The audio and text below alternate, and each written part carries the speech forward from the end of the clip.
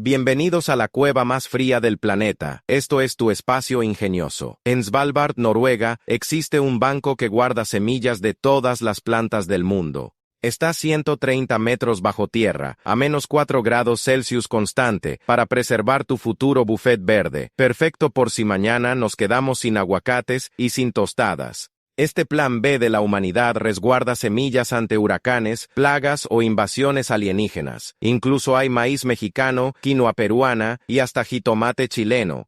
¿Te voló la cabeza? Dale like, comenta tu país favorito y suscríbete para más curiosidades que cambian el juego.